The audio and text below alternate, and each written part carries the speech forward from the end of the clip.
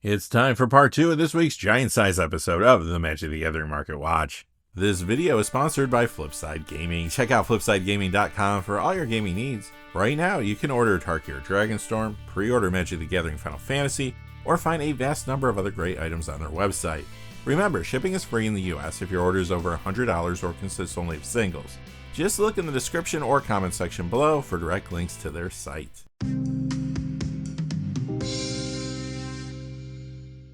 Hey there, this is John from Heroes and Legends, and welcome to another edition of the Magic the Gathering Market Watch. Tarkir Dragonstorm cards and the Commander ban list update are causing big ripples in the secondary market for sure. So if you missed part 1, go back and watch that video first. The market was so turbulent this week that I again had to split the Market Watch into 2 parts. What can you expect from part 2? Well, mostly the same key drivers from part 1, just bigger price dips and spikes. In this episode, we're going to count down the top 7 cold cards and the top 16 hot cards. As always, our lists are based on 2 pieces of criteria: the percentage change in the value of the cards, as well as the change in the number of sales from week to week. We'll quickly look at the cold cards and then spend a little more time on the cards moving up in price. Quickly before we get started though, just one quick thing. I do want to say thank you to one of our silver patrons, and that is BearBearsRVA. Bears, thank you for all your support on Patreon. It truly goes a long way. I could not do this without viewers like yourself. That is very true. Thank you again, Bears. And now, without any further ado, let's get into it. We'll start things off with part 2 of the coldest cards of the week. Most of our cold cards this week are simply cards that are retracting some after some large recent spikes. That happens when sellers bring extra copies into the marketplace in an attempt to sell the card at its new higher value. In this part, we'll be looking at the cards ranging from number 7 to number 1, starting with number 7, which happened to be our number 7 card on the hot list last week, McCready Lamplight Mayor, down 408 this week to 1063. That's a 28% decrease. This is from the Fallout Hail Caesar Commander deck. Number 6, Steward of the Harvest, down 469 to 612. That's a 43% decrease. This is from the Tarkir Dragonstorm Sultai Arisen Commander deck. 2 weeks ago, this card was number 6 on the hot list. 1 week ago, it took the top spot, but last week it arrived on the cold list at number 7. This time, it's up 2 spots to number 5, Determined Iteration, down 591 to 2501. That's a 19% decrease. This is from the Streets of New Capenna Maestro's Massacre Commander deck. It's retracting after an extremely aggressive spike that occurred mostly due to the additional play it was seeing in Commander with Deadpool Trading Card. Again though, a lot of copies of this hit the marketplace over the last couple weeks. 1 week ago, this was number 3 on the hot list. Last week it checked in at number 11 on the cold list. This week it's up 7 spots to number 4, Powder Keg from Urza's Destiny, down 676 to 4195. That's a 14% decrease. Last week, this was number 3 on the hot list. This week it arrives on the cold list at number 3, Tyrant Guard, down 786 to 1389. That's a 36% decrease. This is from the Warhammer 40k Tyranid Swarm Commander deck. Last week I said that Tyrant Guard's spike felt like a result of a targeted buyout. This week it appears copies are quickly returning to the marketplace. Up 1 spot this week to number 2, Ugin Eye of the Storms, down $869 to $50.13. That's a 15% decrease. This Tarkir Dragonstorm card had a very high price at its release, so it's still trying to settle into a more correct price point. Last week, this one was number 4 on the hot list. This week, it takes the number 1 spot on the cold list, Wave of Reckoning. The Mercadian Mask copy is down 301 to $15.99. That's a 16% decrease. The one from Commander 2016 Stalwart Unity deck is down 934 to 1838. That's a 34% decrease. Alright, that brings us to the main event, the hot cards. Are you ready to see the top 16 biggest spikes of the week? Alright, here we go. Starting with number 16. Colossal Grave Reaver, up 349 to 1493. That's a 31% increase.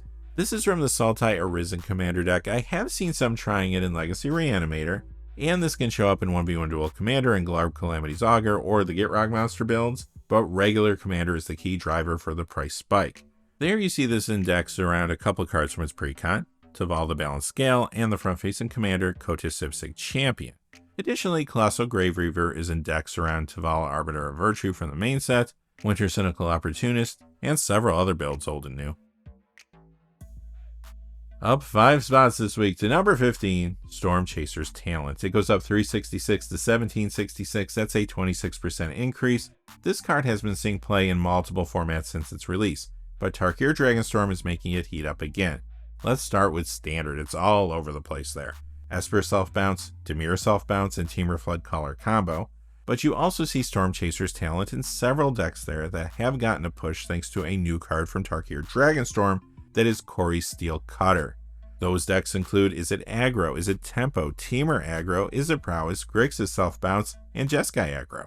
In Pioneer, Storm Chaser's Talent is in Mono Blue Rona combo, as well as a deck running 4 copies of Corey Steel Cutter, Is It Drake. Meanwhile, in Commander, it's in decks like Bria Riptide Rogue and Kenrith the Return King, but I'm also seeing some players getting it to upgrade the Jeskai Striker Commander deck, while others are putting it in new builds around Elsha Threefold Master from there. Number 14, Slick Shot Show Off, up 382 to 882, that's a 76% increase. This card has been getting a lot of play in multiple formats, but perhaps Standard is having the biggest influence on its price.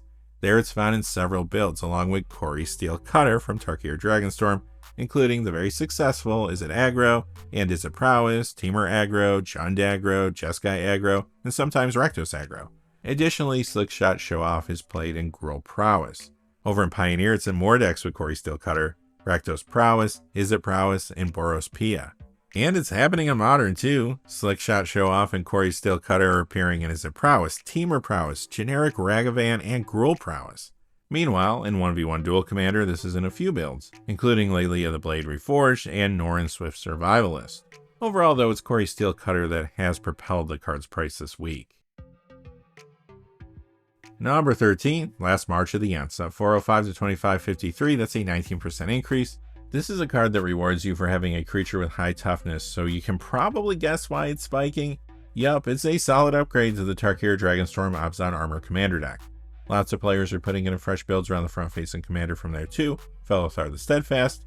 Other new cards are making Last March of the Ents see more commander play as well. Dragon decks in general got a boost from Tarkir Dragonstorm, and it's good in those builds, like the ones around the Ur-Dragon for example. Plus, some have been using Last March of the Ents to upgrade another one of the Tarkir Dragonstorm commander decks, that is Temur Roar. And it's appearing in new builds around the front-facing commander from there, Eshki Temur's Roar. I've seen Last March of the Ents in builds around a card for the main set too though, and that's Beator Kinta All. Put it all together and you have another hot card thanks to this latest set. Number 12 is Herd Heirloom, up 418 to 668, that's a 167% increase. 2-drop mana rocks are always solid, even when they try to balance them with a drawback. I do think this card was undervalued at the time of release. So where is it seeing play? Let's start with Standard. It's showing up in 5-color Zur there. In 1v1 Duel Commander, it's in the Ur-Dragon, but regular Commander is where it's seeing the most play. There you can find Herd Heirloom in lots of decks, old and new. The most popular builds include Dragon decks like the ones around Tiamat or the Ur-Dragon for example. This is also a great upgrade to the Temur Roar deck, and many players are using it in new builds around Eshki Temur's Roar, and Ureni of the Unwritten from there. Number 11, Infantry Shield, up $4.80 to $9.79, that's a 96% increase. This is from the Tarkir Dragonstorm Mardu Surge Commander deck, and here we have another card that is taking off because of the play it's seeing in Commander, where it's in several decks, both old and new. This is in builds around a couple of cards from its precon, the front-facing Commander, Surgo Stormrender, and to a lesser degree, Nuriv Crackling Vanguard. Additionally, Infantry Shield is appearing in builds around Caesar Legion's Emperor and Ishin Two Heavens as one, plus it's in decks around a couple cards from Tarkir Dragonstorm's main set, Zurgo Thunder's Decree, and Nuriv Heart of the Storm. Alright, quickly before we get to our top 10, just a fast reminder, this video is sponsored by Flipside Gaming. Check out flipsidegaming.com for all your gaming needs. Right now, you can pick up Tarkir Dragonstorm products there, you can pre-order Magic the Gathering Final Fantasy products, or find any number of other great items on their website, Magic related or otherwise. Remember, if your order is over $100 or consists only of singles, shipping will be free in the United States. And if you're looking for a direct link to their site, just check out the description or the comment section below. I do have links posted in both of those places. And now, without any further ado, let's get to the top 10. Alright, where we normally begin. Number 10, Prophet of Kruphix. The Theros copy up 254 to 479, that's a 113% increase. The Magic 2015 Clash Pack copy, that one only comes in foil, it's up 483 to 1314 for a 58% increase. This sometimes shows up in 1v1 dual commander builds around Loot the Pathfinder, but that's not why Prophet of Krufix is spiking. This week, Gavin Verhey announced the changes to the commander ban list. Prophet of Krufix was not unbanned, but the article went on to discuss the possibility of certain cards coming off the unbanned list in the future. Gavin said that this was not necessarily locked on the ban list forever, but now was not the time to remove it. That led to some speculation that perhaps next year this could become unbanned for higher commander brackets. I guess we'll see, but regardless, the card is hot now. Number 9, Ancient Bronze Dragon, up $5.10 to $22.42, that's a 29% increase. Dragons are so hot right now, and that's not surprising with all the support the creature type just received from Tarkir Dragonstorm. This is in lots of Dragon Commander decks, the Ur Dragon, Tiamat, and Miram Sentinel Worm.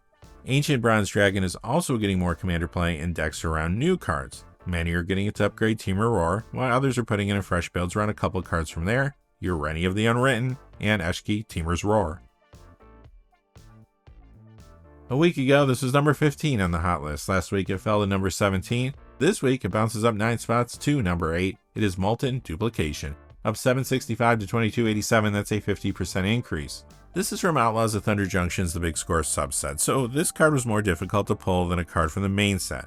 It has been seeing some commander play in several decks, like Rakdos the Muscle and a Tilley Primal Conqueror, for example, but now it's getting additional play in the format thanks to a few new cards. Some players are putting this in commander builds around Zurgo Thunder's Decree, and to a lesser degree, Shiko Paragon of the Way from Tarkir Dragonstorm.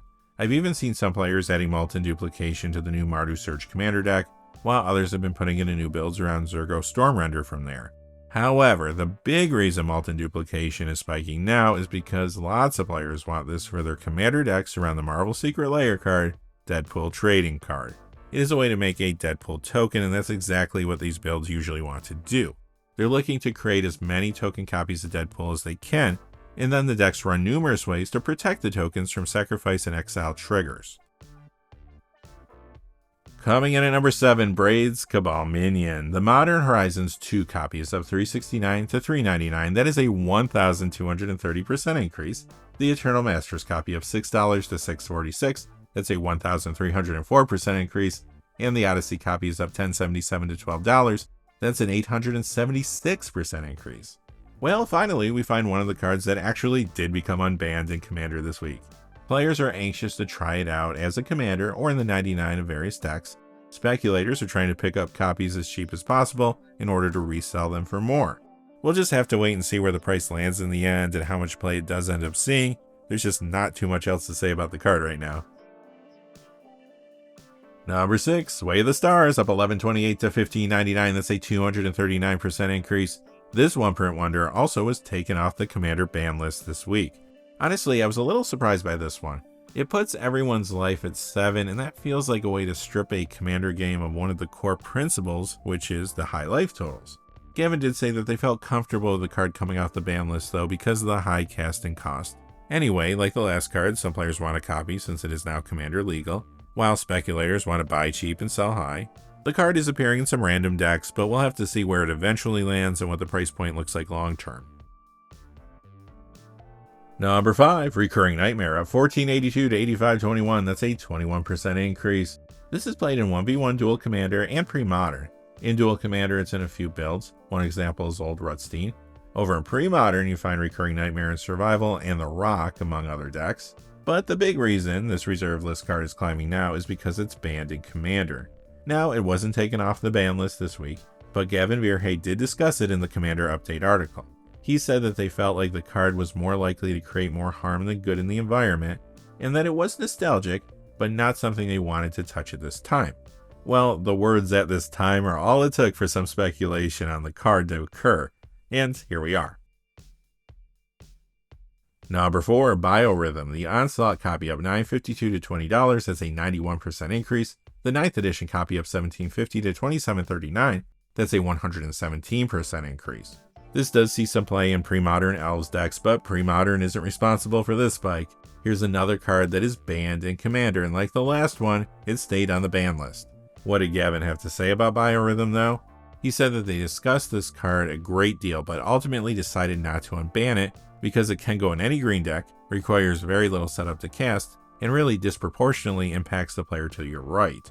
Compared to Coalition Victory, which can only go in 5-color decks and requires you to control 5 colors worth of permanents, they felt like this was a bit much. He went on to say though that it could potentially come off someday, but they were leaving it on for now. In a shocking turn of events, that opening led to speculation and the card's price jumping. Incidentally, Coalition Victory is the only card that came off the ban list that I did not include on our hot list. It looks like it's moving up in price, but there were some inconsistencies in prices and sales, so I did leave it off this week. I will still keep a close eye on it though. Number 3, Rafellos Llanowar Emissary, up 1972 to 7470. That's a 36% increase. This reserve list card sees a little play in 1v1 dual commander Azusa Lost but Seeking builds at times. There is another reason it's moving up though. Yup, you guessed it. This is banned in Commander, and it did remain on the ban list after this week's announcement. Gavin did say that this card is very powerful when it's your commander and you build around it. Then he went on to say though that maybe it could be allowed in the 99 but stay banned as a commander someday. However, he felt it was unlikely to return at this time. I bet you can guess what happened next. Yeah, it became the target of speculation and the price went up. Number 2, Gifts Ungiven, the signature spellbook Jace copy, up 1467 to 1567. That's a 1,467% increase. The Modern Masters 2017 copy, up 1552 to 1666. That's a 1,361% increase. The Double Masters 2022 copy, up 1575 to 1669. That's a 1,676% increase if you're doing the math at home. The Modern Masters copy, up 1780 to 1979. That's an 894% increase. And the original one from Champions of Kamigawa is up 2122 to 2522. That's a 531% increase. Well, you find this in Vintage Luris Breach, but I won't bury the lead. This was taken off the Commander ban list this week, and that's why it's spiking aggressively. We'll have to see where it lands when it comes to gameplay and price when the dust settles, but right now it's extremely hot. I am seeing Commander players trying it in several builds, but a couple stand out so far. Aluge the Shoreless Sea, and a card from Tarkir Dragonstorm, Taval, Arbiter of Virtue. And finally, coming in at number 1 is Panoptic Mirror, up $39.93 to $51. That's a 361% increase. Our number 1 card is a one-print wonder that was removed from the Commander ban list this week. Gavin said that the bracket system would prevent players from doing things like repeating an extra turn spell with this in a casual game, so they decided to remove it from the ban list. So far, Commander players are trying it out in various builds, and speculators are trying to buy and sell copies. Time will tell how much play it sees and where its price point lands. And finally, after a long journey, that is our top 32 hot cards and our top 15 cold cards this week. Wow, a lot happening in the secondary market. Magic is really heating up. You can see it in the card prices, you can see it in the market movement. Magic the Gathering Final Fantasy has already broken the record for the highest selling Magic set. That's beating Lord of the Rings from a few years ago. It's going to be interesting to see how the rest of this year unfolds. Until next time though, hey, thanks for watching. If you enjoyed the video, please remember to like and subscribe, and have a great day. Hey, thanks for watching. This video is made possible through the generous support of viewers like you on Patreon. Check out the description below for links to our Patreon page as well as our Amazon affiliate store, where a small percentage of all sales will also help support the channel. Finally, if you haven't had a chance yet to subscribe, hit that subscribe button so you don't miss any of the new videos on Heroes and Legends. Talk to you again soon, and have a great day.